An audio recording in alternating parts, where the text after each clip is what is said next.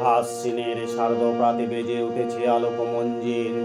ধরণীর বহিরাকাশে অন্তরিত মেঘমালা, প্রকৃতির অন্তরাকাশে জাগরিত জ্যোতির্ময়ী জগৎ মাতার আগমন বার্তা। আনন্দময়ী মহামায়ার পদধ্বনি অসীম ছন্দে বেজে ওঠে। রূপলোক রসলোকে আনে নবভাব মাধুরীর সঞ্জীবন।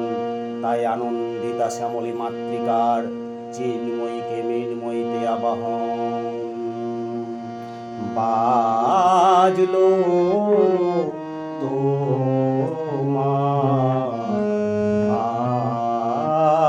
আলোর বেণু, বাজলো